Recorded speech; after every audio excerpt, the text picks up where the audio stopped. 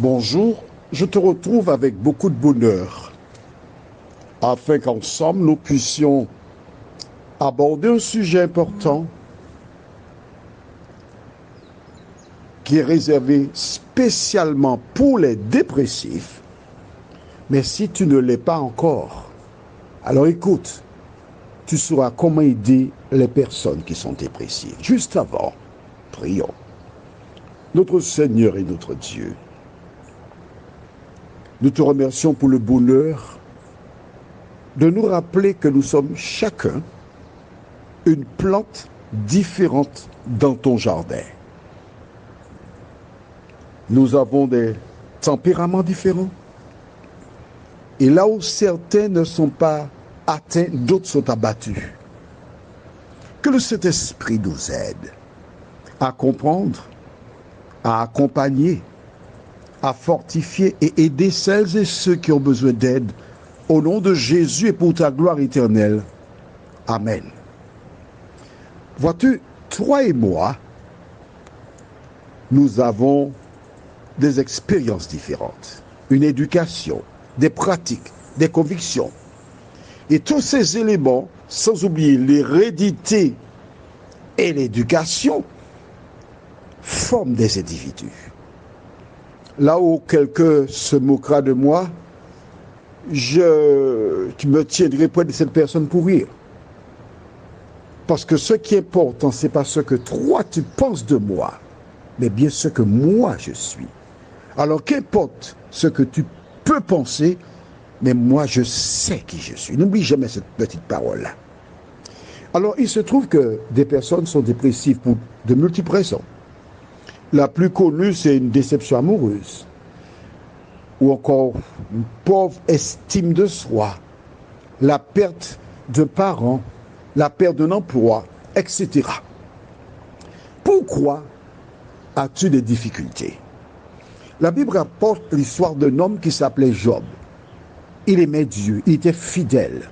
Et un jour, le diable s'est présenté lors d'une rencontre de Dieu avec ses fils, ce qui ne sous-entend pas que le diable est un fils de Dieu. Et alors Dieu lui a dit, est-ce que tu as vu mon serviteur Job? Il n'y a personne comme lui sur terre. Il dit, ah oui, mais tu l'as béni, tu as fait tant de choses pour lui, c'est normal. Et Dieu dit, bon d'accord, ok, très bien, je te livre tout ce qu'il a, seulement ne touche pas à sa vie. Hein? D'accord. Et en un jour, le diable s'est employé à dévaliser Job. Il a perdu tout ce qu'il y avait comme animaux. Et ses enfants qui se réjouissaient chez l'un de leurs frères, le toit est tombé, ils sont tous morts. Il est resté fidèle à Dieu. Le diable, lors d'une réunion suivante, retourne et dit à Dieu, tu vois ça? Il est fidèle, hein? Et tu voudrais que je le perde? Le diable dit, ah, po. Je suis sûr que si tu le touches, il te maudit en face. Lisons dans Job chapitre 2, verset 1 à 10.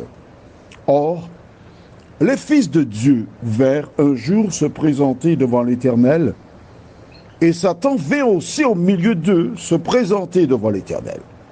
L'Éternel dit à Satan, d'où viens-tu? Et Satan répondit à l'Éternel, de parcourir la terre et de m'y promener. Alors écoute-moi bien. Si tu lis dans Genèse chapitre 1er, tu verras que c'est la même réponse qu'il donne à Dieu au verset 7. Je lis pour toi, une parenthèse. Genèse 1, verset 7. L'Éternel dit à Satan, d'où viens-tu?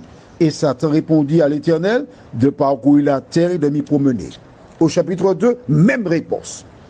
Tu penses qu'il va visiter les hôtels pour s'asseoir, se bronzer? Pas du tout, non? Il parcourt la terre pour détourner les gens de Dieu. On continue verset 3. L'Éternel dit à Satan, as-tu remarqué mon serviteur Job? Il n'y a personne comme lui sur la terre. C'est un homme intègre et droit, craignant Dieu et se détournant du mal. Il demeure ferme dans son intégrité et tu m'excites à le perdre sans motif. Je m'arrête ici 2 secondes. Dieu sait que lorsque des gens ont des épreuves, ils tournent le dos au Créateur. Je le sais. Il dit, tu m'incites par tout ce qu'il vit là, il peut se détourner de moi. Verset 4. Et Satan répondit à l'Éternel, pour.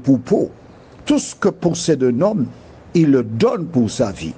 Mais étends ta main, touche à ses os et à sa chair, et je suis sûr qu'il te maudit en face. L'Éternel dit à Satan, voici, je te le livre, seulement épargne sa vie. Et Satan se retira de devant la face de l'Éternel, puis il frappa Job de l'ulcère malin depuis la plante du pied jusqu'au sommet de la tête. Et Job prit un tesson pour se gratter sa scie sur la cendre. Sa femme lui dit, tu demeures ferme dans ton intégrité, maudit Dieu et meurs. Mais Job lui répondit, tu parles comme une femme insensée. Quoi? Nous recevons de Dieu le bien et nous ne recevrions pas aussi le mal? En tout cela, Job ne pécha point par ses lèvres. Tu vois, toi qui es dépressif ou dépressif, tu parles le premier, non? Mais non. Job a perdu tous ses biens. Est-ce que tu as perdu tous tes biens? Oui. D'accord. Il a perdu tous ses enfants. Est-ce que tu as perdu tous tes enfants? En un seul jour? Non. Ah, tu vois? Je reconnais ta souffrance. Je ne dis pas que tu ne souffres pas. Je reconnais. Mais je voudrais te montrer ce qu'une personne qui a souffert plus que toi, ce qu'elle a fait. Un ulcère depuis la plante des pieds, c'est-à-dire sous les pieds, des petits boutons, jusqu'au sommet de sa tête. Il prend un tesson de bouteille pour crever cela. Il met de la cendre parce qu'il y a une bande de moucherons plus connus sous l'intitulé yin qui viennent sur lui, sous sa peau. Il doit les chasser, ils reviennent, il les chasse. Et voici la vie d'un homme. Alors, comme il a perdu tous ses biens, tous ses enfants, toutes les voisines, les voisins observent, regardent et arrivent à la conclusion, ah, il a fait quelque chose, c'est pourquoi ça lui est arrivé. Hein. Sa femme lui dit, ah, c'est toi. Mon cher, écoute, hein, de là nous étions, et vu les temps où tu es aujourd'hui, maudit Dieu, on est joué, maman, bon Dieu. Alors, injurie Dieu, c'est ce que les gens disent, hein, d'accord. Et puis va te suicider. L'œuvre du diable. La finalité, rappelle-toi, il avait dit à Dieu, je suis sûr qu'il te maudit en face. Mais Job trouve la force pour dire à cette femme, et tu parles comme une femme insensée. Il n'a pas dit, on s'est insensé. Non, il a dit, tu parles comme une femme insensée. 3 amis viennent le voir. Maman. Il valait mieux qu'il reste chez eux regarder un match de football. Hein. Ils viennent tirer sur l'homme. L'homme se défend. Il tire. Il ne lâche pas l'affaire. Ils sont envoyés pour le diable, pour l'enterrer, le pousser à bout. Mais je te dis, quand je lis ce récit-là, je voulais dire à ces 3 hommes-là, et messieurs, dehors. En français, messieurs, dehors, sortez de chez moi. Mais jusque-là, il est resté tranquille. Allons au chapitre 19, versets 13 à 27. Il a éloigné de moi mes frères, et mes amis se sont détournés de moi. Je suis abandonné de mes proches. Je suis oublié de mes intimes. Je suis un étranger pour mes serviteurs et mes servantes. Je ne suis plus à leurs yeux qu'un inconnu. J'appelle mon serviteur et il ne répond pas. Je le supplie de ma bouche et c'est en vain. Mon humeur est à charge à ma femme et ma plainte au fils de mes entrailles. Je suis méprisé même par des enfants. Si je me lève, je reçois leur insulte. Ce que j'avais pour confident m'ont en horreur. Ce que j'aimais se sont tournés contre moi. Mes os sont attachés à ma peau et à ma chair. Il ne me reste que la peau des dents. Ayez pitié. Ayez pitié de moi, vous mes amis, car la main de Dieu m'a frappé. Pourquoi me poursuivre comme Dieu me poursuit? Pourquoi vous montrer insatiable de ma chair? Oh, je voudrais que mes paroles soient écrites, qu'elles soient écrites dans un livre. Je voudrais qu'avec un burin de fer, avec du plomb, elles soient pour toujours gravées dans le roc. Mais je sais que mon Rédempteur est vivant et qu'il se lèvera le dernier sur la terre.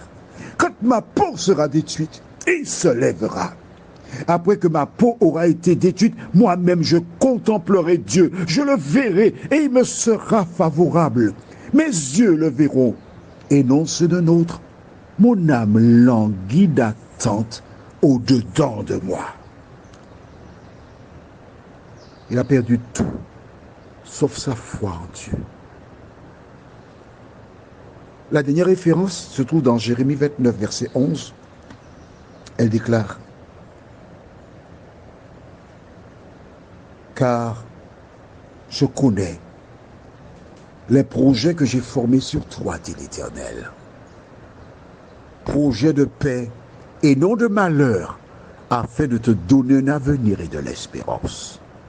Toi qui rencontres des difficultés, la Bible est l'ouvrage par excellence qui apporte des solutions. Elle te dit en cet instant: Job a tout perdu, sauf la foi en Dieu. Ton seul trésor, ta seule richesse, c'est d'avoir Jésus dans ton cœur et dans ta vie. Je sais qu'il me sera favorable. Et Jérémie 29, 11 te dit que Dieu a un projet pour toi, non pas un projet de malheur, mais de paix et un avenir. Veux-tu faire confiance à Dieu? C'est vrai qu'aujourd'hui, tu ne vois pas le bout du tunnel, mais ne t'en fais pas. Tu es dans le tunnel. Et s'il y a une entrée, il y a forcément une sortie. Si tu voudrais en parler, un numéro de téléphone, plus 596 696 889 393 ou 88 93 93. S'il te plaît, si au terme de cette méditation, tu as toujours les mêmes pensées, avant de passer à l'acte, envoie-moi un message. Ne fais rien sans avoir envoyé le message. Que l'Éternel te garde. Que le Saint-Esprit t'éclaire. Que le Saint-Esprit ramène à ta mémoire que Dieu a un projet de paix et de bonheur pour toi. Qu'à travers la tempête que tu traverses, tu maintiennes tes yeux sur Jésus. Jusqu'au moment où, comme pour Job, il lui a donné 2 fois plus que ce qu'il avait perdu. Mais ce ne sera pas le cas pour toi, puisque tu hériteras la vie éternelle. Que Dieu maintienne sa parole dans ton cœur et dans tes pensées. Amen. Je te souhaite une bonne journée et n'oublie pas, avant de faire quoi que ce soit, envoie-moi un message. Et je voudrais te dire, je ne te dirai pas pourquoi, mais je vais t'écouter. S'il faut pleurer avec toi, je le ferai. Mais je te donnerai la main. Et ensemble, nous chercherons, et par la grâce de Dieu, nous trouverons des solutions. Prends bien soin de toi. Tu es très précieuse, très précieux aux yeux de l'Éternel.